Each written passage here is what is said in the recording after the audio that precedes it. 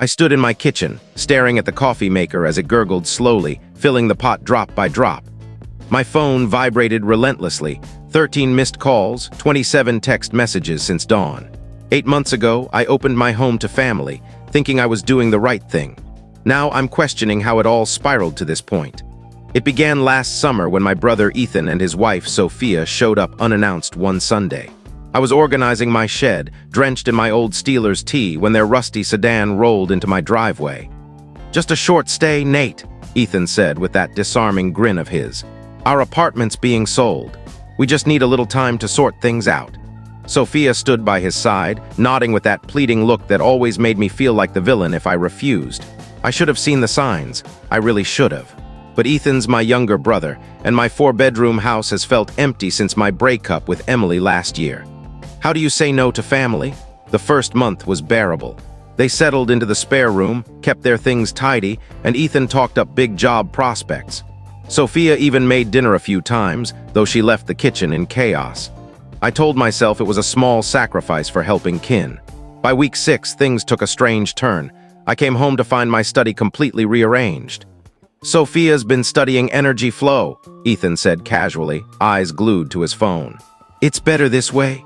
My monitors were unplugged, my desk shoved against the wrong wall, and my filing cabinet sat in the hall. I spent hours fixing it while they ordered pizza. The job prospects fizzled out.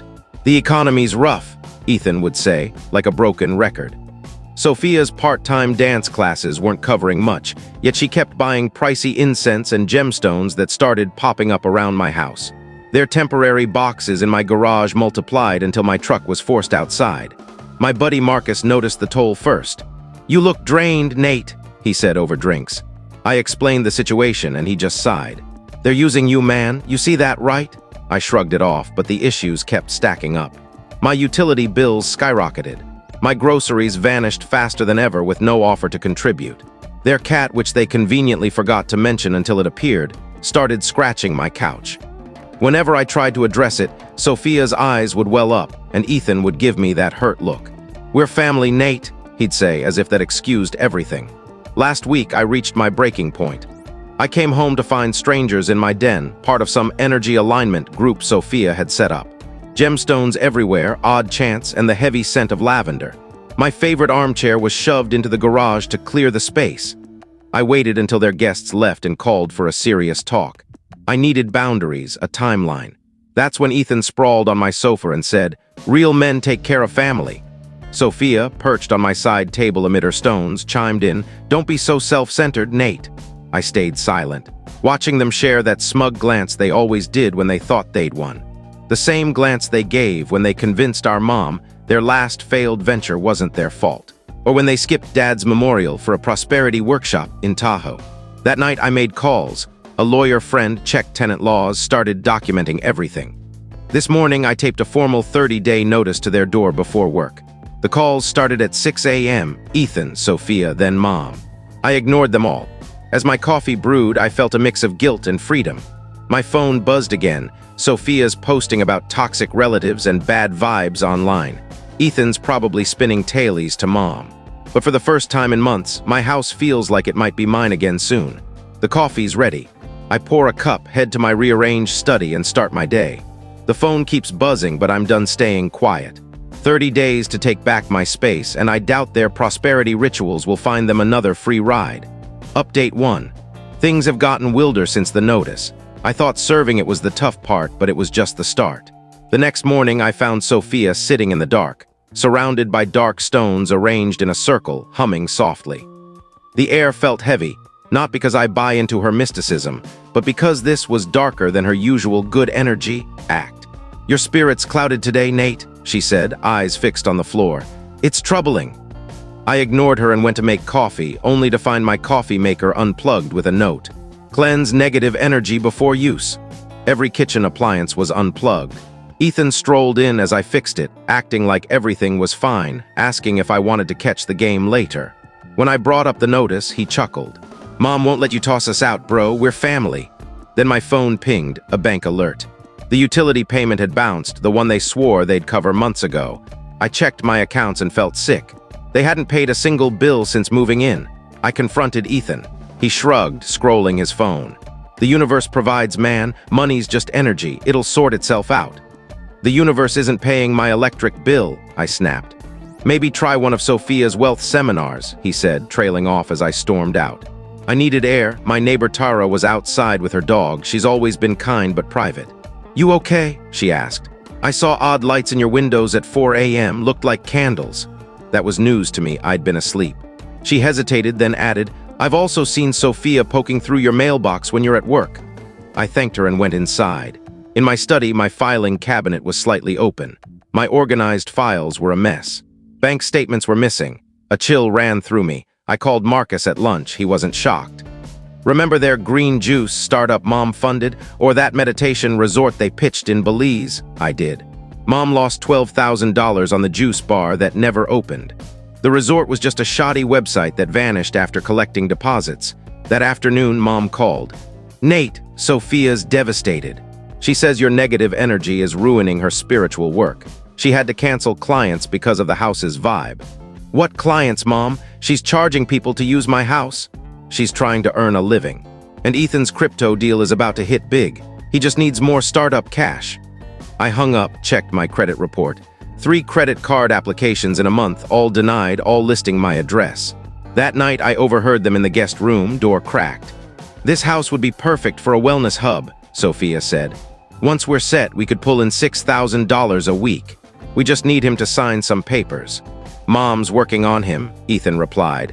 Says he's always been the dependable one, easy to guilt. The prosperity ritual tonight will soften him up. I've got those online power of attorney forms ready. That was enough. I called a locksmith, my bank, and a lawyer specializing in property and fraud.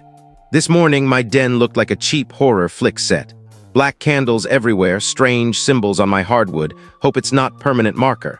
A stack of legal-looking papers sat on the table with a note. Sign for family harmony. I photographed everything, sent it to my lawyer.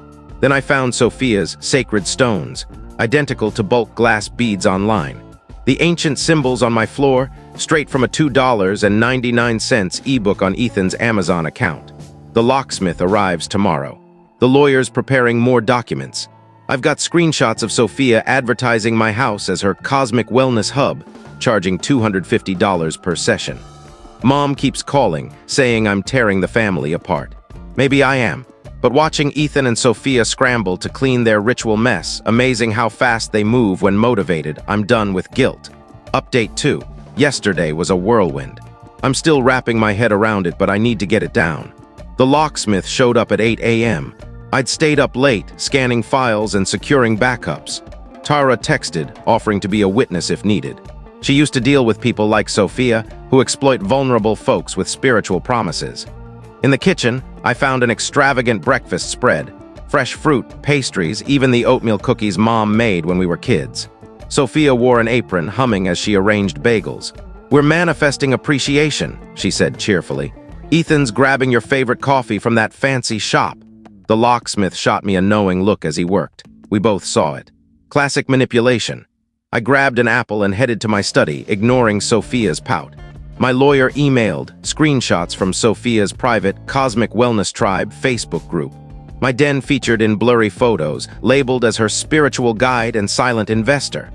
She was charging $600 for weekend retreats in my house. Ethan returned with coffee and Mom. She broke down immediately. Why are you doing this to your brother? She sobbed, then froze when she saw the locksmith. What's happening? I handed her my phone, showing the credit report with the shady applications. Her face paled. There's a mistake. Ethan wouldn't. The locksmith finished, handed me new keys. Sophia stormed in, sweetness gone. New locks, that's illegal, we have rights. She waved her phone, likely searching tenant laws. Call the cops, I said calmly. I've got all the paperwork, plus those power of attorney forms you wanted to trick me into signing. Ethan paled. It's not what you think. What? Not planning to steal my house for your fake wellness scam? Running businesses from my address? Rifling through my mail? Attempting fraud? Mom sank into a chair. Fraud! I showed her my folder. Credit applications, Sophia's business posts, photos of the ritual setup, unpaid utility bills. And here's the kicker, I said, pulling out my phone. Your scam planning last night? My new security cameras caught it all, installed after Tara tipped me off about your late-night antics. Sophia's phone hit the floor. Ethan started his usual excuses. "We're just trying to help people, bro. The wellness is real. Real enough to charge hundreds for my den? You don't get the spiritual world," Sophia snapped, voice shaky. "The universe led us. The universe can lead you to a new address, 2 hours to pack essentials, the rest you get with a police escort." "You can't," Sophia screamed. "Actually, he can," Marcus said from the doorway, flashing his fraud investigator badge. "I hadn't mentioned he works in law enforcement. I'm very curious about these unauthorized businesses." Chaos erupted. Mom cried. Sophia swung between threats and begging. Ethan tried calling old contacts. Turns out they'd burned those bridges. I held firm. They left 2 hours later, cramming what they could into their car. Mom went with them, avoiding my gaze. The house felt vast and silent. Tara brought dinner later. "You did what was right," she said, watching me poke at my food. "It doesn't feel like it, but you did." My phone's been flooded since distant relatives, old friends, even a cousin I barely know, all saying I've ruined the family. But family doesn't scam you. Family doesn't exploit your kindness. The lawyer's handling the legal side. Marcus is digging into Sophia's ventures. I'm resetting passwords, monitoring my credit, and finally breathing in my own home. Mom texted, "I raised you better." Maybe she did. Maybe she raised me to stand up for myself, even if she's forgotten that lesson. Final update. It's been 3 weeks since I evicted Ethan and Sophia. I didn't plan to write again, but yesterday flipped everything. Marcus's investigation started with an email from one of Sophia's clients, found through my property records. She wasn't just running fake wellness sessions. She was selling sham investments in a spiritual sanctuary, using my house as fake collateral. An elderly woman, Clara, lost her $200,000 retirement fund. She wasn't alone. I sent everything to Marcus. By midday, he had a full case open. The evidence was damning. Forged contracts with my signature, doctored property deeds, a website showcasing my house as their global hub for spiritual growth, with my photo as their silent investor. Meanwhile, Ethan and Sophia moved in with Mom, posting online about their persecution. Sophia started a crowdfunding campaign for their defense against family betrayal, raising $20,000 before it was shut down. Then Clara's story hit the local news. More victims came forward. They'd been running similar cons across 3 states, different names, same playbook. Find a host, live off their generosity, use their property as fake collateral, then disappear. Mom called yesterday not to apologize but to plead. "They're saying Ethan could go to jail, Nate. Drop the charges, he's your brother." "What about Clara's retirement?" I asked. "That's not family," she said. I hung up. My lawyer emailed. They'd found offshore accounts with $600,000 stashed while they mooched off me. This morning, police raided Mom's house. They found fake documents, victim lists, even a manual on scamming spiritual seekers. Mom watched them cuff Ethan, still believing it was a mistake. Sophia tried to flee but was spotted by Tara hiding in a neighbor's yard. Tara, a former sprinter, wasn't letting her get away. The best part. Sophia recorded her wellness sessions for training. The tapes show her coaching Ethan on manipulating Mom, plotting to steal my house, mocking Clara and other victims. The DA's thrilled. Charges pile up. Wire fraud, mail fraud, identity theft, illegal businesses, tax evasion. The offshore accounts? Frozen. A receiver's handling victim restitution. Clara's getting her savings back. Mom showed up today broken. She'd seen the videos, heard Ethan and Sophia laugh about using her, calling her their perfect pawn. "I didn't know," she kept saying, reading through years of scams, dozens of victims. "What kind of mother am I?" I didn't answer, just made her coffee and let her cry. Marcus called Ethan's cutting a deal, blaming Sophia. She's doing the same. Their scam empire's crumbling, everyone turning on each other. The house is clean now, no more lavender stench or fake symbols. Tara helped repaint the den. My armchair's back in place. Tomorrow I'm meeting Clara and the other victims, not out of obligation, but because family isn't just blood, it's who you stand with. Mom's in real therapy now, not crystal nonsense. Trust, like my home, will take time to rebuild. Ethan and Sophia face 8 to 15 years in minimum security. "Real men support family," Ethan said. "Well, real men face consequences. My phone's quiet now. The relatives who called me a traitor, silent now that the truth's public. I'm in my armchair, watching the sunset through clear windows, no guilt, no manipulation, just peace."